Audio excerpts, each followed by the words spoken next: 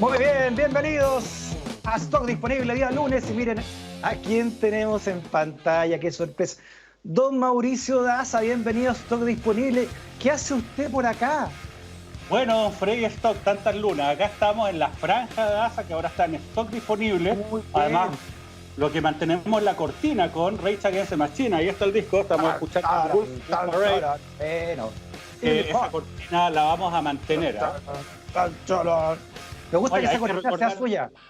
Sí, a mí también me gusta. Poniéndole Y raya. además, pero además este tema ha salido porque el ministro Mañalich está hablando de la batalla de Santiago. La Y hay que batalla acordarse- de Santiago. Claro, y hay que acordarse de que precisamente ese fue el nombre que tuvo el concierto que dio Rage Against the Machine hace algunos años en la Florida, y que a Tom Morello una vez le preguntaron en una entrevista, oye, ¿cuál es el mejor recital que dio Rage Against the Machine, el guitarrista del grupo? Y dijo, Santiago de Chile, Chilito. la batalla de Santiago. Este fue, me acuerdo, el disco de... Claro, esta fue la batalla de Los Ángeles, pero acá fue la batalla de Santiago. Así que hay que decirle al señor Manavich que en el fondo hay una sola batalla de Santiago y ya sabemos quién la ganó. Y Mauro, llegamos a un acuerdo fraternal ahí con el equipo de la Vicky, que es prácticamente el mismo nuestro, ¿no? Para que te vinieras para acá, para el Stock Disponible. Entonces, ¿cómo le explicamos a la gente que ve Stock Disponible y a la gente que también ve, por supuesto, Cadena Nacional, qué vamos a hacer los días martes, por esta semana los lunes, pero los días martes en esta franja de Daza? Bueno, básicamente lo que vamos a hacer es hablar acerca de distintos temas que están vinculados a la parte judicial o jurídica, la discusión de proyectos en el Congreso o lo que está pasando en tribunales, que muchas veces pasa desapercibido porque obviamente se ponen otros temas encima de la agenda. Oye, Claro. y muchos de estos temas pasan convenientemente desapercibidos para varios.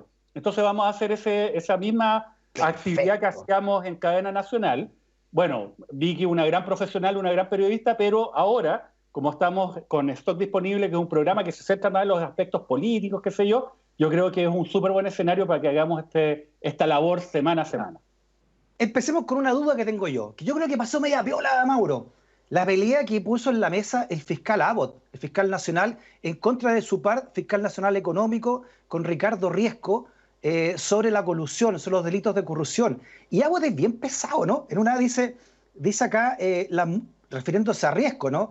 Dice, las multas son sanciones efectivas, más parecen una inversión que hacen los poderosos que se coluden, porque estaría diciendo que Riesco no le pone mucha preocupación a perseguir realmente los delitos de cuello y corbata.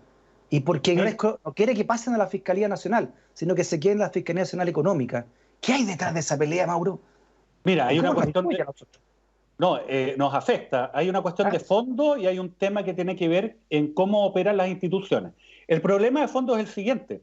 Ya. Fíjate, ya una de las primeras medidas que se adoptó en dictadura, mira qué curioso, fue establecer sanciones penales para los delitos de colusión, cuando dos o más empresas se ponen de acuerdo para los efectos de poder establecer precios o cuotas de mercado, por ejemplo. Y eso obviamente afecta a todas las personas, porque se supone que los precios se establecen a partir de lo que es la competencia, ¿no? Y la competencia garantiza, a partir a lo menos de esa visión, que las personas, los consumidores, vamos a poder tener el acceso a los mejores productos y a los mejores precios posibles. Bueno, cuando se coluden las empresas, obviamente lo que dicen es, mire, ¿sabes qué? Yo voy a producir tanto, nos vamos a destruir este mercado, tú vas a ir, qué sé yo, a la parte norte, yo a la centro y sur, y además vamos a establecer ciertos topes de valores, de precios de los productos.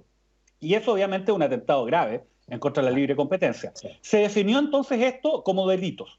Sin embargo, fíjate, durante el gobierno de Ricardo Lagos, para que veas las paradojas de la vida, presidente socialista, se eliminó la sanción penal para este tipo de delito y solamente se estableció sanciones de multa. Claro. Tal cual como tú lo dices. Entonces, ahí lo que empezó a ocurrir era de que esto ya no se castigaba con sanción de cárcel, sino solamente con multas que se aplican a las empresas. Bueno, lo que ocurrió fue que efectivamente se empezó a investigar muchos actos de colusión y además se empezó a aplicar algo que también se profundizó con Ricardo Lagos, que eran las denominadas delaciones compensadas. ¿Qué significa eso? Si hay alguien que participa en estos esquemas colusivos y lo revela, aporta, entonces se supone que va a quedar con una sanción baja o con ninguna sanción. Ya. Entonces, ¿qué es lo que ocurrió? Por ejemplo, se descubrió el tema del cartel de las farmacias. ¿Ya? Sí, ¿Te acuerdas de que las sí, cadenas farmacéuticas se ponían de acuerdo para fijar precios? claro. Oye, precios además de medicamentos que eran Sí, algunos claro. fundamentales, ¿no? Para Manejan el tratar. 90% del mercado, las tres cadenas, ¿no? Farmacias Humá, que Exacto. fue la que delató, Salco, y ¿cuál es la otra? Y Cruz Blanca, Cruz Blanca, claro. Entonces, ¿qué es lo que ocurre? o Cruz Verde. Cuando Cruz Cruz Verde, Verde, en la otra una FP. claro. Van por ahí en todo caso. Pero mira, o sea, un ISAPRE, estamos claritos. Bueno, el punto es el siguiente. Obviamente, en este contexto, cuando ya se ha investigado, y a pesar que la Fiscalía Nacional Económica tiene amplias facultades para poder detectar, interceptar conversaciones, realizar un conjunto de investigación, de acciones de investigación bastante intrusivas, cuando se descubre igual la existencia de esto y presionan a alguien y habla, entonces esa Ya, persona o esa entidad se acogía a la delación compensada y pedía, yo no quiero que me sancionen. Pero claro. el problema es que la Fiscalía Nacional Económica, después de eso, le aplicaba la delación compensada prácticamente a todos. Entonces al final nadie salía sancionado o salían sancionados con montos que eran bastante bajos. Ya. Esto se repitió en la corrupción del papel tisú, ¿te acuerdas? La Sí, compañía papelera, ¿no? La familia Mate, ya. bueno, estuvo involucrada en un esquema colusivo precisamente para el papel higiénico Sí, y metió otra empresa SMA, ¿te acuerdas? Donde estaba sí, claro, el expresidente de Colo-Colo, ¿no? El señor Ruiz Tagle, que además claro. estuvo a cargo del Instituto Nacional de Deporte, en la Ujú. primera administración de Sebastián Piñera, también estuvo involucrado. Bueno, Y ¿cuál espera, era? que ahora compró acciones de Colo-Colo, también sancionado ahora por comprar acciones de Colo-Colo mientras era dirigente. No, sí, es No un sé si caso. compró o vendió, pero hizo la pasada ahí. Mira, como estamos en Chile, lo más probable es que sea nominado como presidente de la Bolsa de Santiago, digamos, O, porque o de acá no, o de la República. la República, porque acá parece que si tú cometes estos ilícitos, no solamente no te pasa nada, sino te va mejor. Bueno, ese es el problema, porque Ya, finalmente las sanciones que se aplican corresponden a una fracción del monto que efectivamente estas empresas obtuvieron como claro. utilidades producto de la colusión. Entonces, al final, Perfecto. obviamente, ¿cuál es el mensaje? Colúdete y si te llegan a pillar, vas a pagar solamente una fracción de lo que ganaste, o De sea, lo que un muy ganaste buen tú. negocio. Ya, pero Bueno, esto por eso cambió, Mauro, esto cambió y ahora hay cárcel de por medio, ¿no? ¿Cómo cambia el hay cárcel, escenario así?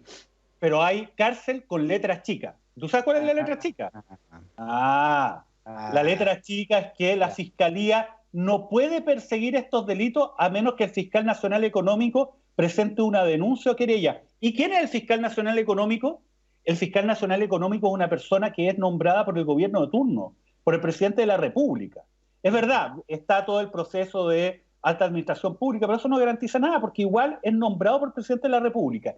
Y las personas que se dedican y son especialistas en materia de libre competencia en un mercado que es muy pequeño como el chileno y altamente concentrado, son personas que obviamente han estado trabajando en estudios jurídicos o en empresas Sí. La, que son objeto de ¿cómo se llama? La investigación. puerta giratoria, ¿no?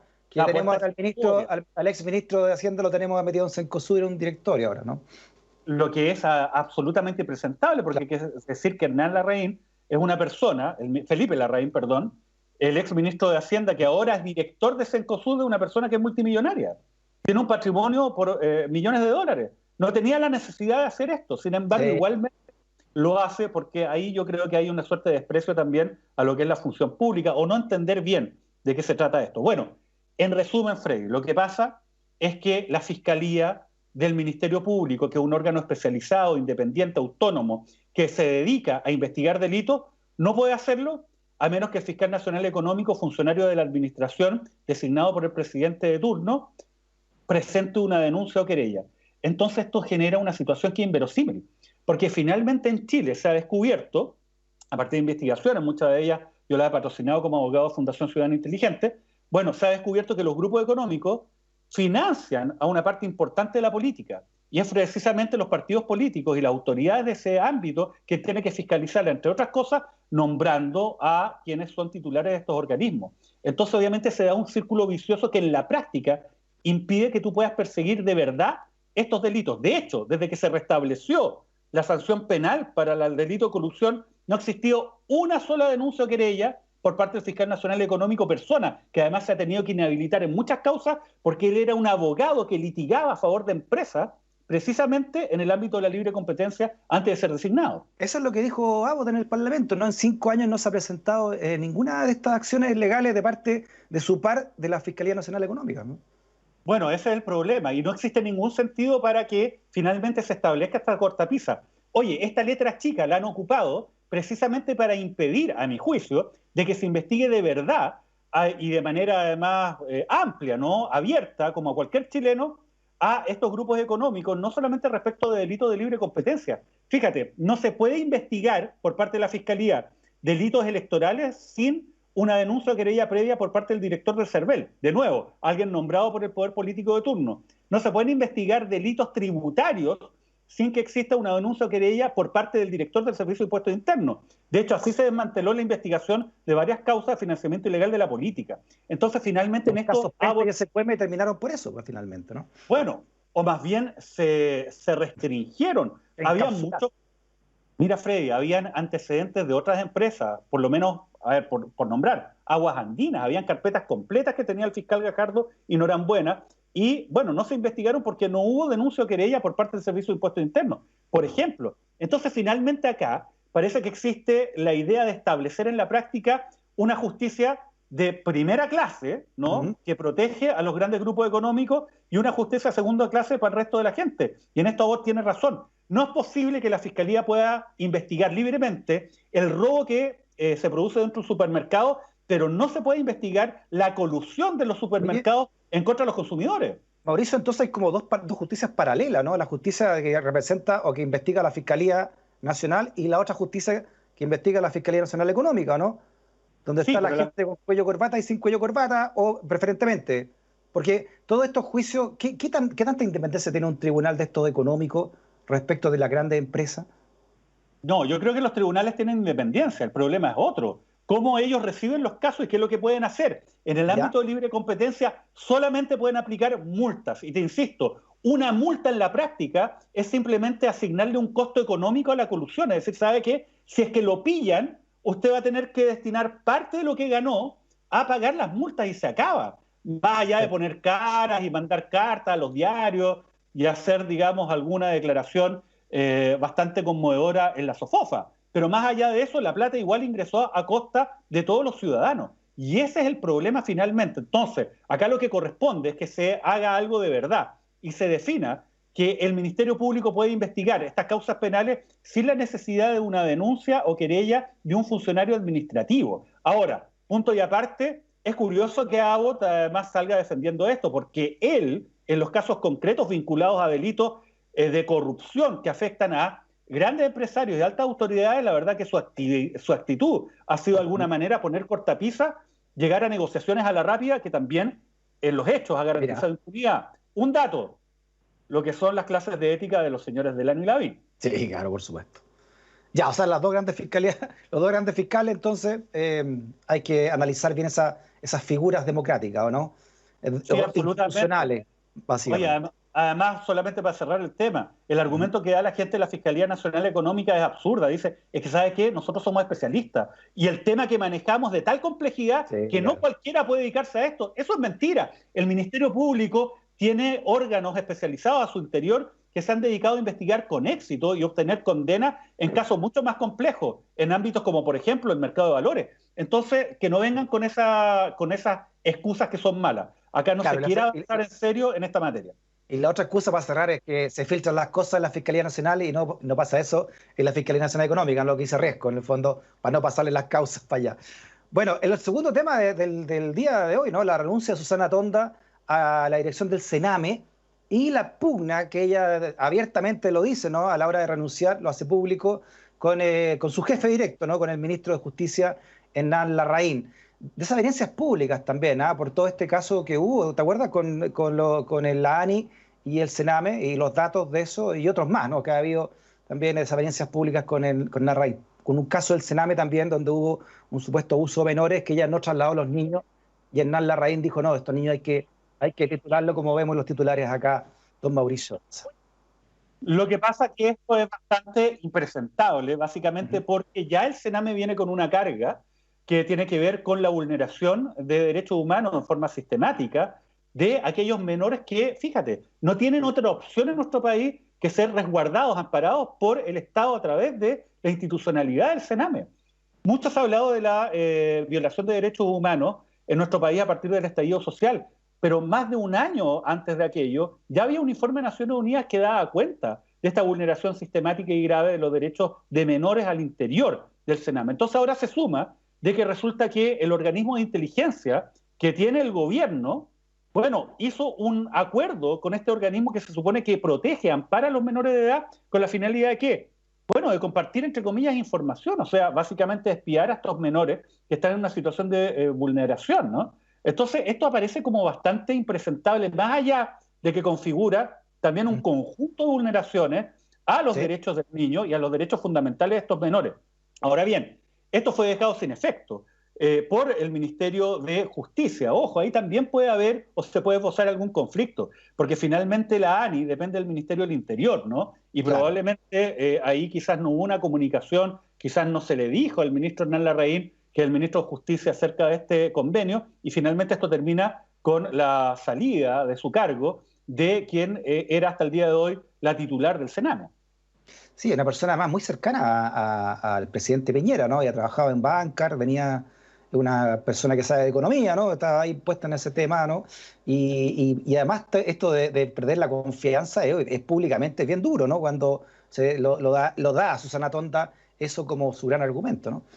Sí, la forma en que salió yo creo que de alguna manera da cuenta de que ahí hay un conflicto, ¿no? Que el ministro de Justicia quizás no conoció en el detalle del todo o para nada la existencia de este acuerdo, ¿no? Y que fue digitado por parte del Ministerio del Interior, que en la práctica, digámoslo, está a cargo del el ministro, entre comillas, que no es ministro, el señor Cristian Larroulet, que en el fondo es un poder fáctico al interior de la moneda, ¿no?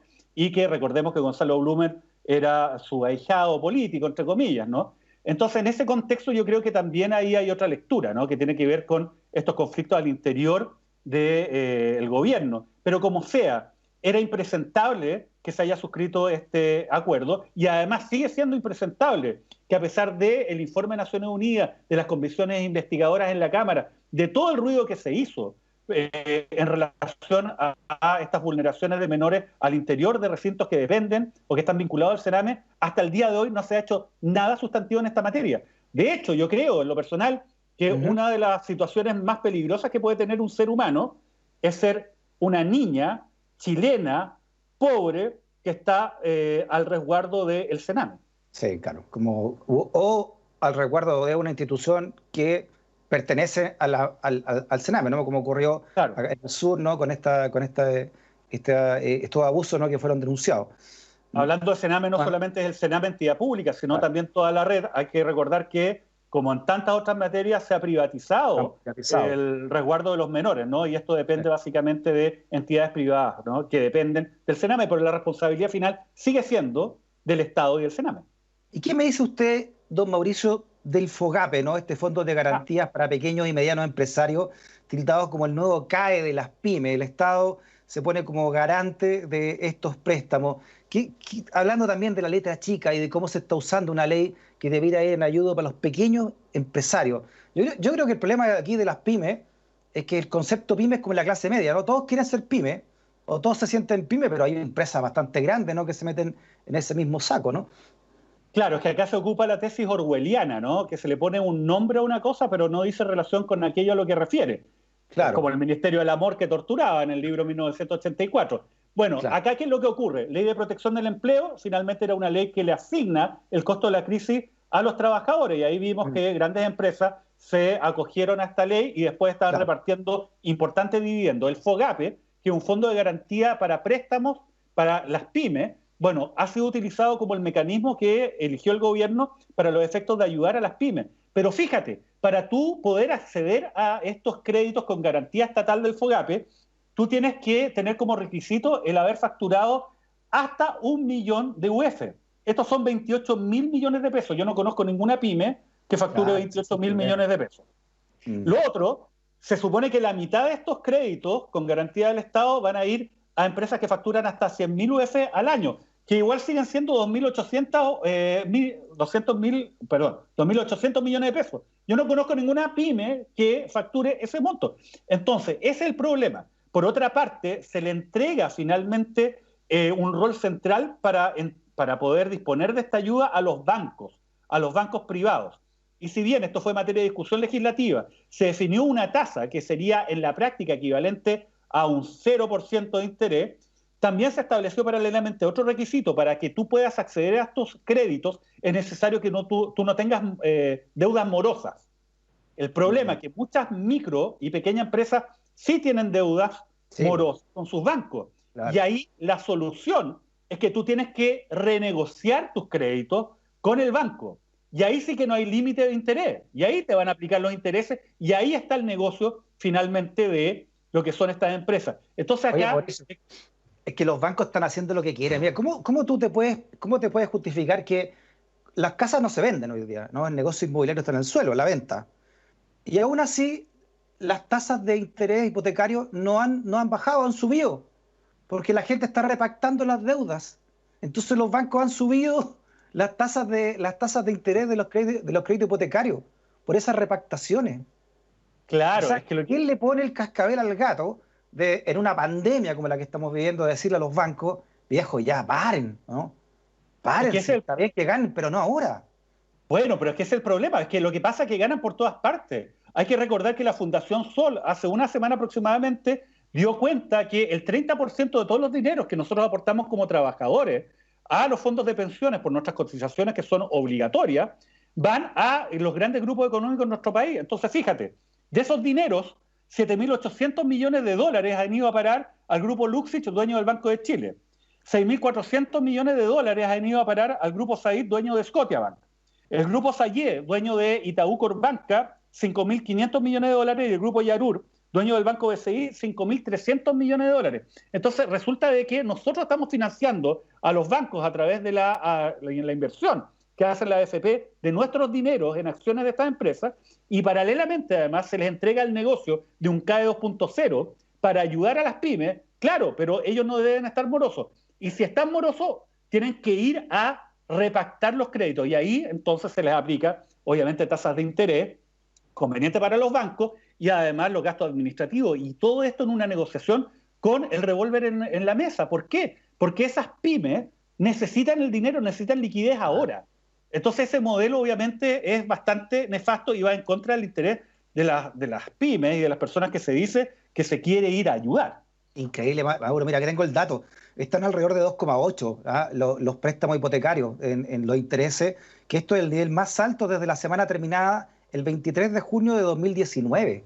O sea, volvimos al monto de antes incluso del estallido. Estamos hablando de junio de 2019, imagínate. Que ¿sabes lo que pasa? Que acá el interés público, al parecer, no puede ser establecido a partir de leyes, a partir de normas que sean obligatorias, sino que parece que aquí todo tiene que ser un pacto, un acuerdo que beneficie a los privados. Mira, un solo dato.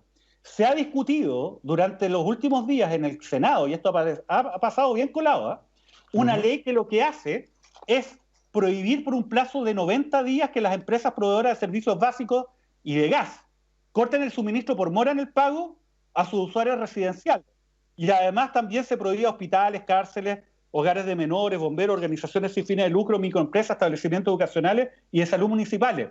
Fíjate, este proyecto que quiere establecer esto por ley fue debatido en el Congreso. Uno dirá, bueno, tiene que haber un acuerdo global entre todos, ¿no? Unánime. No fue unánime.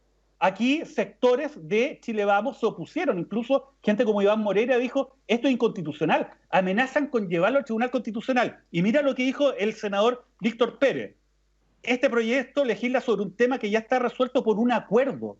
O sea, acá básicamente el interés público en una época de pandemia para beneficiar a las personas que están afectadas por esta situación de crisis tiene que depender de las conversaciones que tenga un personero de gobierno de buena fe o de buena voluntad con los dueños de las empresas sanitarias o de las empresas de servicios públicos, que además tienen garantizadas las ganancias porque se les entregó en concesión estos servicios. Entonces, eso al final... ¿Cuántas campañas ya han pagado para atrás ahí de mucha gente que está en altos cargos ahí del Parlamento, ¿no? Es lo que uno nunca sabe. Pero el problema, Freddy, es que nunca sabe porque no se quiere investigar y además si se investiga no hay sanciones efectivas. Te insisto, la impunidad es lo peor que puede ocurrir en este ámbito y lamentablemente eso es lo que abunda en nuestro país en esta materia. Don Mauricio, gracias por todos los conceptos que ha vertido en esta sección que debuta en stock disponible, el escenario del poder, la franja de Daza, notable, ¿eh? Nos encontramos la próxima semana, ¿le parece? Muchas gracias, que estén muy bien, cuídense mucho. Siempre en modo pandemia. Obviamente. Hacemos una pausa, Mauricio, le cuento a usted y le cuento también a toda la gente que nos está viendo. Nos vemos con el senador Alejandro Guiller, ¿eh? Conversaciones desde acá, de cuarentena, desde el escenario del poder. Chao, Mauricio, nos juntamos con Alejandro Guiller en la segunda parte.